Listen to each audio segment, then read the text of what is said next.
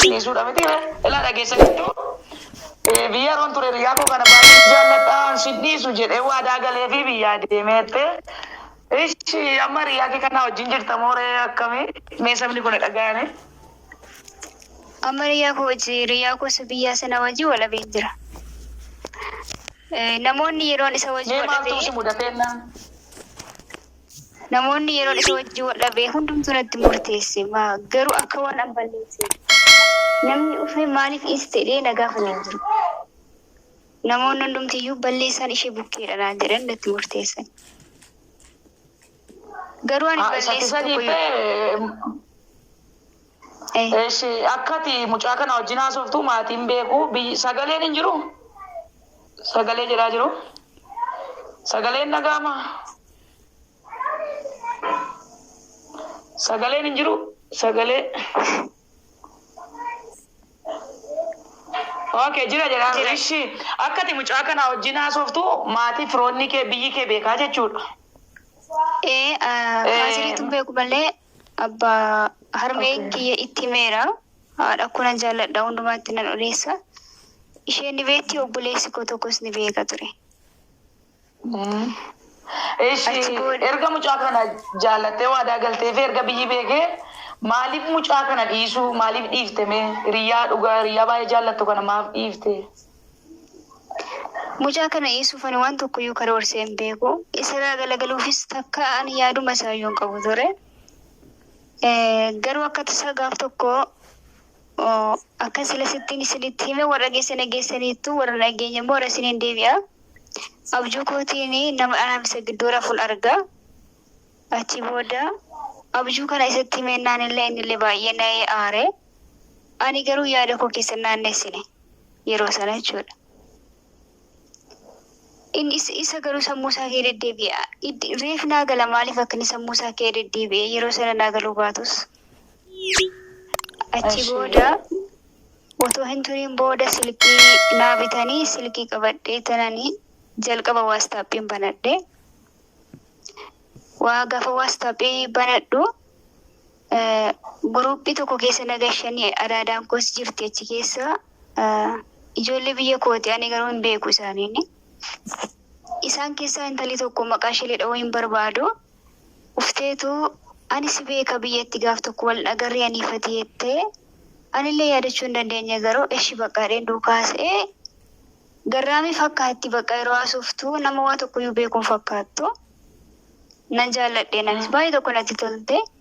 Iddoo isheen galtullee akkuun jalqabe maatii koo eeyyamsiise warra kana sobeen obboleettii kooti jedhee tanan ishee bukkeelee deemuu jalqabe jechuudha. Ishi erga sabbukkee deemuu jalqabde maaltu si mudate mee waa'ee riyaa kee biyyaa jaallatte kanaaf mucaa durbaa kana wal baruu kee maaltu si mudate mee? Mucaa na gaafattee riyaa qabdaa yennaan qabayeen jedheen.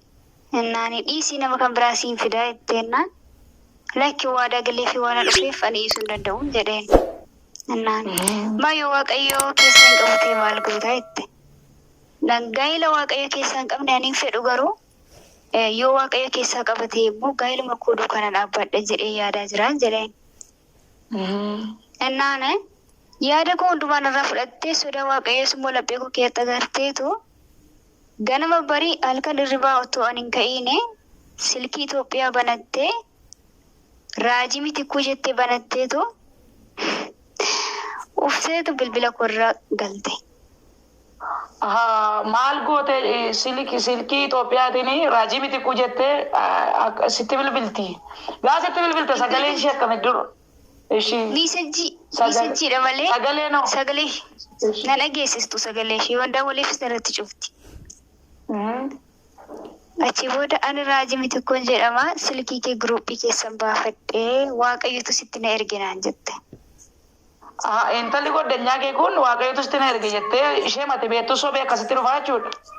Dhaggeeffadhaa warri gonfamtan dhaggeeffadhaa ishii. Yeroo galgala nafaan haasaa bulte isa galgala nafaan haasaa bulte sana ganama uffise raajii fakkaatteetu kan isheen natti odeessite. Sagalee ishee adda hin baafanne erga hiriyaa kee taate sagalee ishee akkamitti adda baafachuu dadhabde goddanyaa keeti hoo? Miisajji barreessiti malee sagalees naan qabdu naas hin kaastu silkii. Kan isheen yoo daawwale waldaa keessan jira itti malee silkii naan kaastu. Ishi maal jettee immoo sii barreessite meesajii? Waaqayyotu gara keetti na ergee itti jalqaba. Ati jette mucaa tokko jaallattee jirta jette. Mucaa isatti jalqabde sana ani keessaa hin qabu siin jedha Waaqayyotti. Dhiisi yoo dhiisuu dhabaatti ani sitti hin gadda siin jedha Waaqayyotti.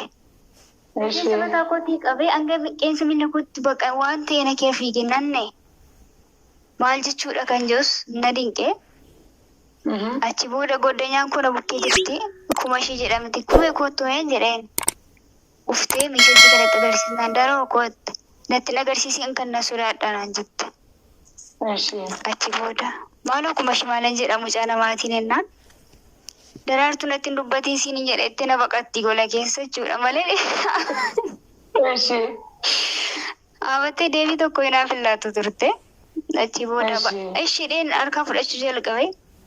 Eda galgala mucaa durbaa tokko wajjin haasa'an turre ati naan jette. Isa ofii ishee galgala nafaan haasaa bulteedha. Achi booda haaseeraan jedheen egaa raajii sadagaa dhufe dheenano.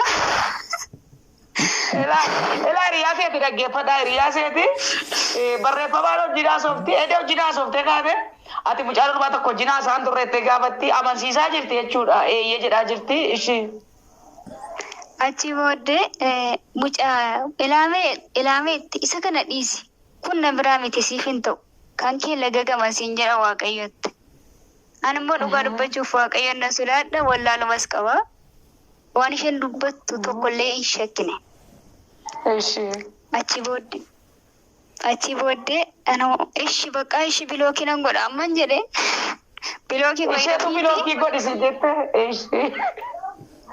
Gurbaa kana dhiisi dafiiti yoo dhiisu baatte sittan gadda Waaqayyo jedhe jette waan ta'eef Waaqayyo natti gadduura immoo dhiisuu na wayya jedhee murteeffadheen. Achi booddee anoo mucaa namaa fuudhee bilookii irraan kaa'ee sila waan tokko natti dubbanne cabii doominaan hin jenne akka mucaa xiqqootti na kunuunsa dhugaa Waaqayyo.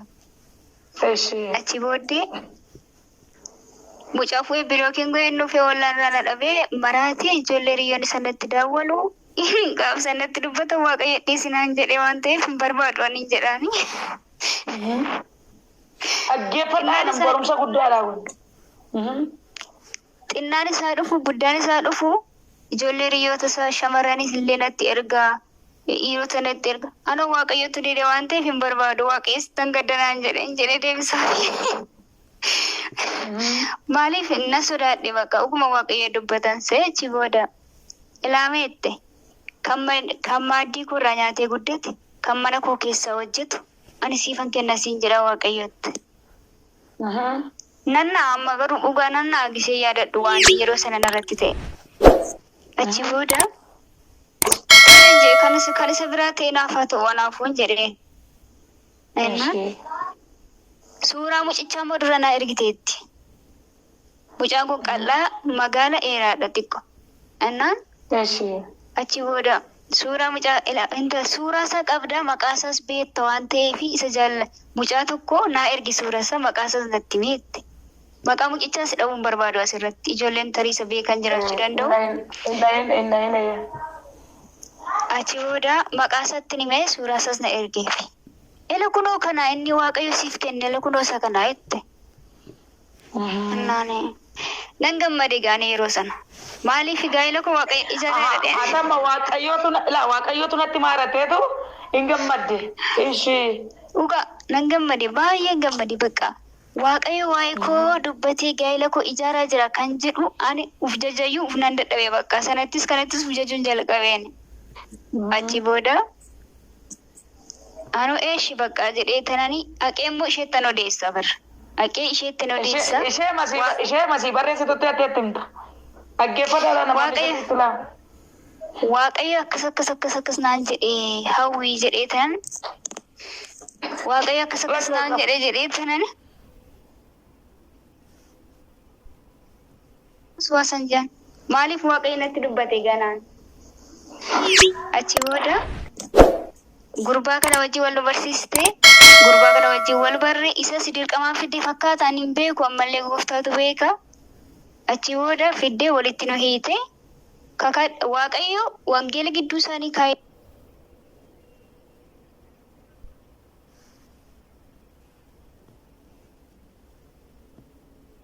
kaksiisi ijoollee kana naan jedhe. Kanaafuu isin kaksiisuun qaba jette. Fakkii wangeelaa natti ergite. Achi booda lakki jechuuf waaqayyo dubbate. Tole jechuuf kakaa duras kakadhee dhufe waan ta'eef sodaadhe.